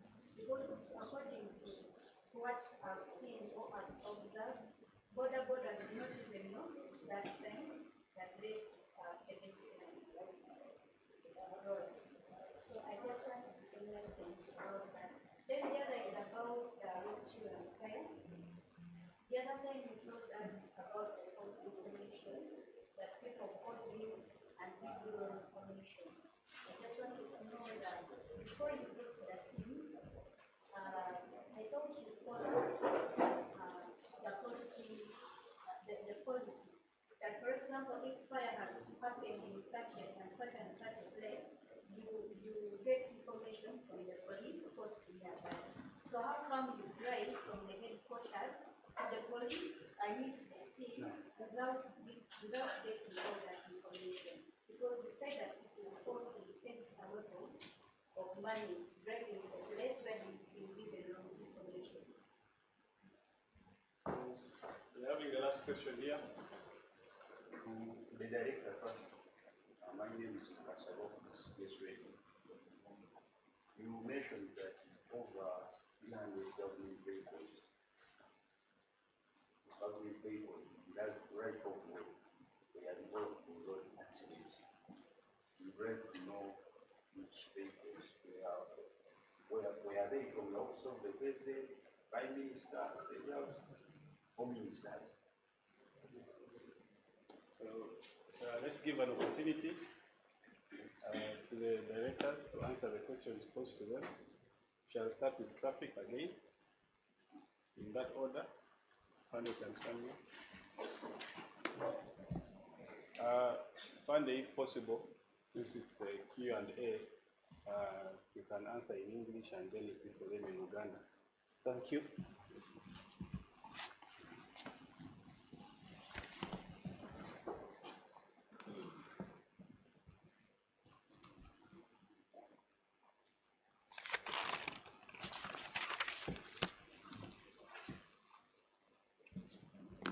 The drink driving operations. It is true, drink drive operations can have a significant impact on road crashes. And as you take note, during COVID, those operations were suspended. And after COVID, we reinstated them. And because of the long period of time when our machines were not working, when we calibrated them, there was a reduction in the machines that we are now able to do the testing properly. And if we had a certain number, it reduced. So this is one of the reasons why you don't see consistency in drink driving. However, these machines cannot manage or cannot be spread in the whole country and realize an impact. We chose to concentrate in the KMP area and along the highways. And I wish to report that during December, we tested bus drivers and the lorry, truck, and the heavy commercial vehicle drivers, and this had an impact on the general reduction of those crashes during the festive season. And I think you can remember that during the last festive season, we didn't register many of those fatal crashes because among the tools we deployed were the breathalyzers. So it is true, we can reduce the accidents by really so much sustaining. And I hope this year that improvement will be realized in sustaining and countrywide these operations. Two, the revenue collected from these offenses we give, I am on the enforcement side and I give tickets according to how the offense has been identified. And later, a reconciliation by our revenue department in the police force is done with URA. I wish to mention that that reconciliation, I have not captured it, but I think if I move on to the sister department, I can get the figures. But the reconciliation would give us the correct figure with URA. You note that we don't collect this money and tomorrow you know how much you have collected. That one can't happen. The system reconciles with URA. Someone talked about the behavioral cause, because reckless and careless overtaking, speeding, these are behavior. But the moment we automate all our traffic enforcement systems, people will behave. I want to assure you that this process is ongoing. We have now CCTV cameras and number plate recognition cameras. And those number plate recognition cameras are doing a great job. Where they are fixed, we rarely have misbehavior because the general public knows the camera is there. Now, we need to expand, and our move towards ITMS, Intelligent Monitoring System, will now make our work easy, and the behavior will improve, and we shall register less accidents.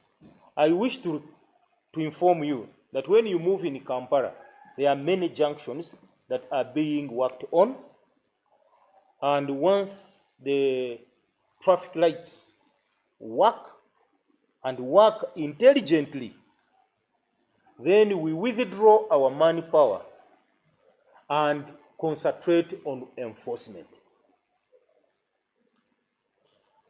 These signaled junctions will do their work if the cameras installed there are intelligent, as the way we are moving into this automation.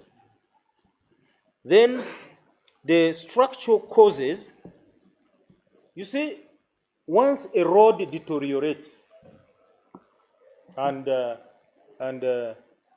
develops a pothole, or if it is a rainy season and wait for it, you are going to see landslides and sweeping our good infrastructure. Once that place has been swept, and maybe you come when you don't know that it rained a few hours, you are likely to have a crash, a motor crash there. And those ones have to be there with those natural calamities. We also have where the roads are narrow. You remember this infrastructure dates back from the colonial days, when you had less than 100 vehicles. But here you have millions of vehicles. Now, some of these roads are still used, and they are narrow. And by that time, we did not have actress bends, where its diameter here is 9 feet, and a bus, Scania, 9 feet.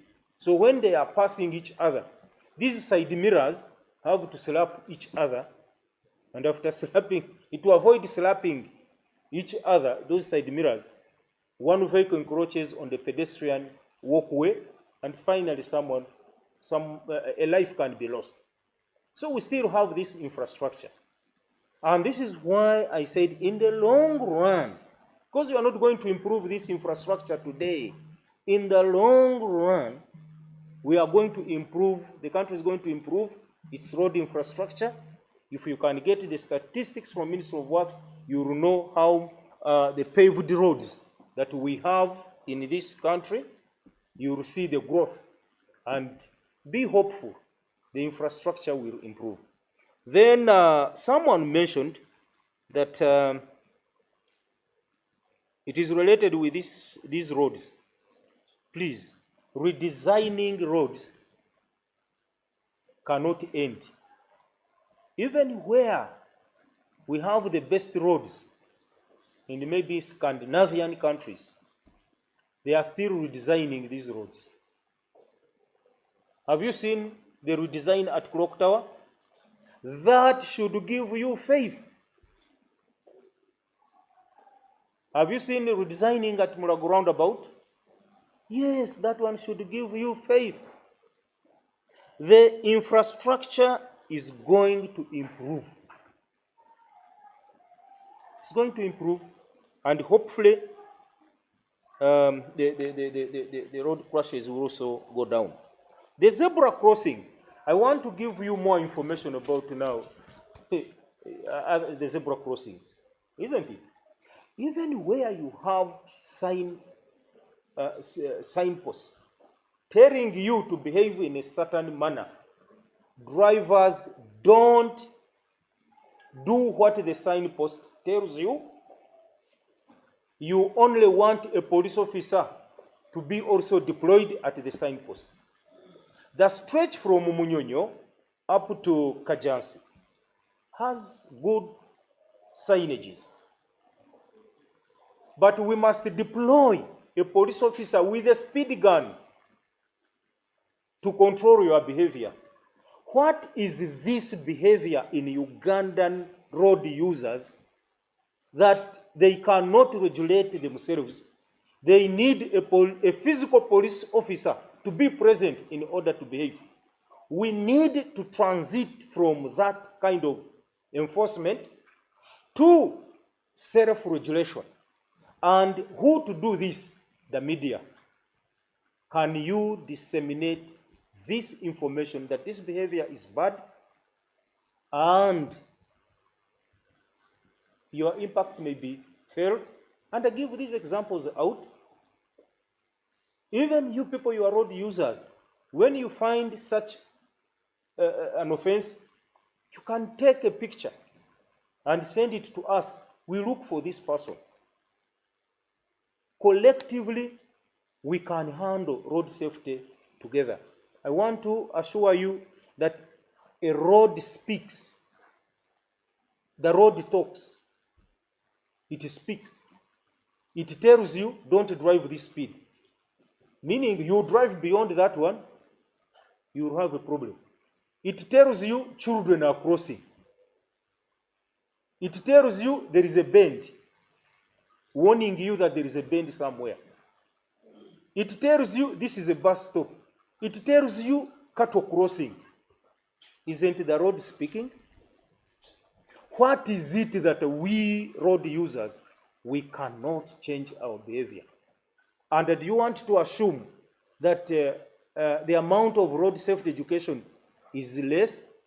If I gave you the statistics, you would not believe that we have carried out a number of sensitization, radio programs, and you people are the ones who host us. You know it. But the behavior is not changing. And because of this, we are engaging judiciary. Hear this. We are engaging judiciary to designate a specific magistrate to handle traffic offenses so that we see custodial sentences. These fines we give on the road do not change behavior. And therefore, we would like to have custodial punishments. And we are going to engage judiciary. Actual engagements already started. The moment we get magistrates designated to handle traffic offenses, then we shall deal with those characters that are impossible to change their behavior. Lastly, CBS. No, I made a general because I made a general statistic, and it generalized. However, we can segregate that statistic and come to the exact point you want. The right of way, even private vehicles, isn't it, can drive on the right. I want to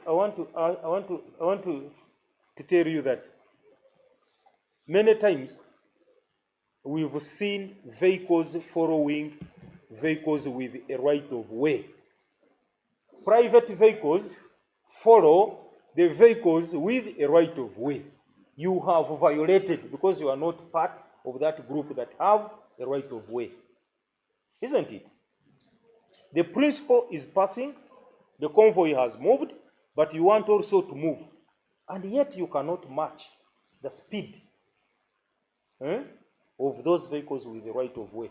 You are driving a Raum, you want to go with someone with a V8. Isn't it? Those vehicles, you know. So, the right of way Again, is it true, government vehicles have also violated. And I have the statistics on how many government vehicles have violated this right of way, and even those involved in crashes.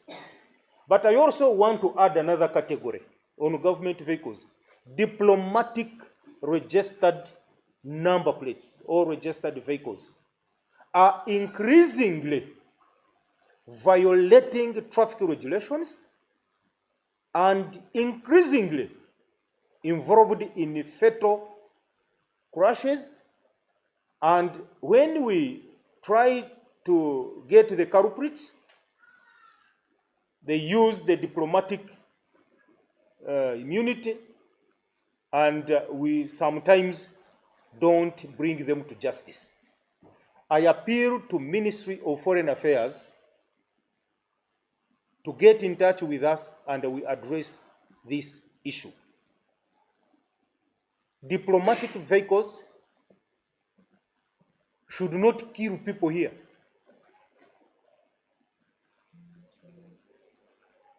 And I would like to know much more whether that one is also diplomacy. So, Ministry of Foreign Affairs should get in touch with us and we see how to protect our Ugandans when some of these diplomats are being chauffeured on the roads. I want lastly to move and say, there are a lot of things we are doing. A lot of things we are doing. For example, the statistics we have, if you analyze properly, you will see the DMCs are reducing on our roads. These DMCs are reducing. There are many factors, because the vehicle, the standards of the vehicles now that are allowed to come in the country, those standards are now improving, isn't it? There are vehicles you may not import. However, there are many vehicles, by that time that policy was made, there were vehicles that were already here. And so they are being driven here. Now, when you look at our statistics, you will discover that, the DMCs that we inspect, when you look at the numbers, you will see that we are reducing. You will see that we are reducing. They have reduced on the roads. But those ones now unfit to be on the road, they are increasing. Meaning that those vehicles that the police found them here, when we inspect, we declare them unfit and they do not come back on the road. And those are the scraps you see in Bwaise. So the vehicle standards in this country are improving. What we need to do is really to rekindle the motor vehicle mandatory inspection, and we shall clean all these unserious issues on the road, and we shall have a safer roads. Thank you very much.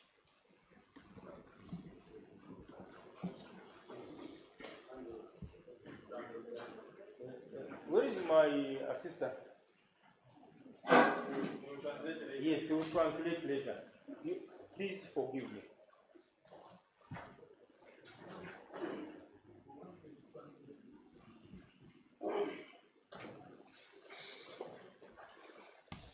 Thank you very much once more. First of all, I want to, to thank my sister who has raised that question of false hoax, false information to the police. When you are dealing with the fires and rescues, if you employ that method of, as you asked that question, that why or not, wait, and use the territorial police to check. When you're dealing with the fires, you mind about time because it is concerning life and property. Any slight delay, the moment you delay to reach there, you will find that a person has lost life and the property is lost. But nevertheless, that could be the formula. That in the modern times, the nearest police would be the ones to respond first, then they call. But we have hotlines in the police stations, like here in Kampala. The hotlines are in information room 99. Our human beings are not up for procedure when there is a problem. They immediately pick their phones and call 99 control system. Imagine we have not covered all the villages with the police stations. So if a call comes from a suburb in Budo, the nearest station there, police station is in Sanji. Leave alone the one of Budo University. Most of the calls would have gone to the Sanji police station. But our people tend to call the hotline here in 99 Kampala. And those are the ones who call the hotline of a fire brigade. Look at the jams we have in Kampala. One is you don't move in and wait. International standards necessitate that for the response, fire teams must be 5 to 10 minutes. Now imagine a fire trucker from Kampala here responding to Budo. And we're interested in that timing and rescuing life and the property. So we tend to use the territorial police.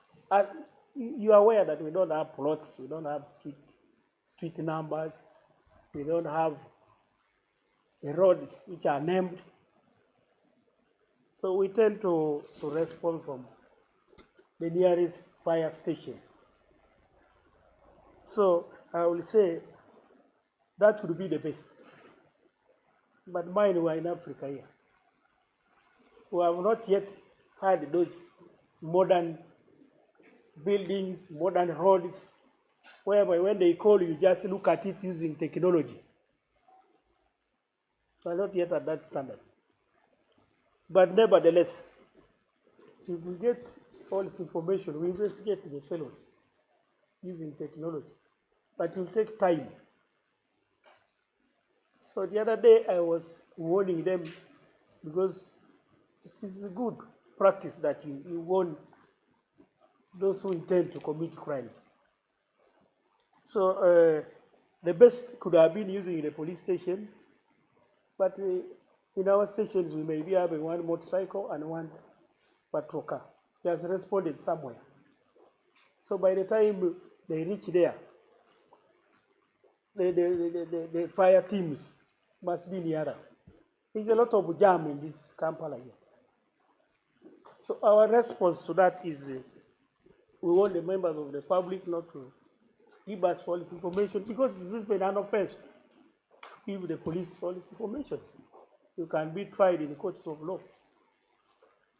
And a few of them are being investigated for giving us false information. But in the public court, if you delay to reach there, the next morning, you are the very people who will report and say, the police came late. Have you seen? So we tend to really move according to the situation at hand. But we are warning them, those who intend. And it is at night, by the way, at night here, it's very difficult to locate a place in these suburbs. Because, first of all, the chairman, LC1, who could have assisted us, may not be on air at that time. there are very few you may get at night. So you find the police finds it hard that they reach that place in time. So we're really warning them. They should not give us that information. And I thank you very much. Even me, before I put on this uniform, I used to ask such questions. Thank you very much.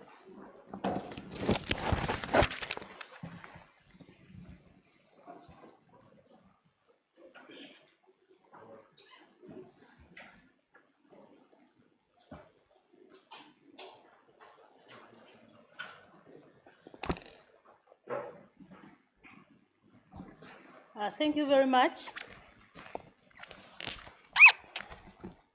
When they said someone should speak Luganda, I don't know why PRO did not ask me. The question from Taremo of Spy Reports is on how much money in corruption cases was lost. The answer is 1,082,700,000. The figure is 1,082,000,000. There's some other figures. I will share with you. Yes. I want to be clear on this. When you are dealing with cases of corruption, cases you are referring to, it is not just embezzlement of government funds. In the reporting line, the category means and includes corruption in government, corruption in private sector, and other cases of obtaining by false pretense. So that is a summation. If you want a segregated data, we shall share with you. Number 2 is gun violence. Did you recover guns? The answer is yes. The figures, again, I can share with you. And in terms of police officers involved in crime, the answer, not police officers, security officers. It means and includes police, UPDF, prisons, and private security. Am I correct? Yes, the answer is yes. The segregated data will also be shared with you. And my brother from UBC, my son, I think, from UBC asked about how much we recover versus how much we return to government. Now, I have indicated that I don't have segregated specific data of recoveries right now, but we can share with you. However, all funds that are recovered that relate to government go back to government. Sometimes before the case, sometimes after the conclusion of the case. The decision on when to give is given by the Director of Public Prosecutions, who prosecutes these cases. The monies that belong to individuals also go back to the individuals at the end of the investigations. I thank you very much, and On the over 200 cases registered last year, one would like to know whether you come with cases that are only recorded in the station there, or they are in the cases that are reported in the police, the station diary is a counter book where you record all incidents at the police station. It can be, I have come to work, I have left work. I have gone to the field, I have come back to the field. So when you look at figures on a station diary, it is descriptive of activities at the police station. It means and includes cases reported.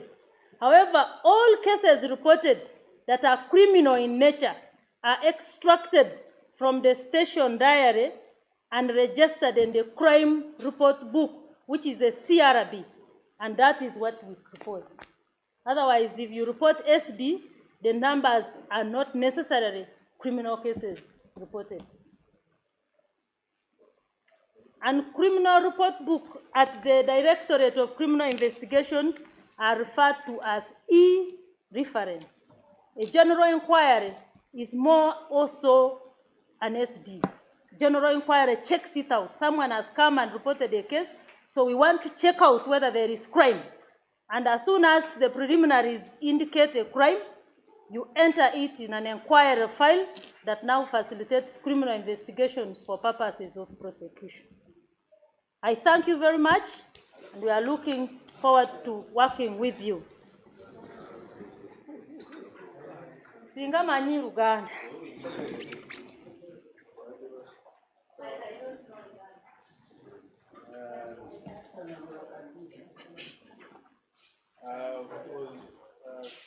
I was requested to interpret, but allow me also give this opportunity for the directors to take their leave, and also thank them for being with us. Asante sana.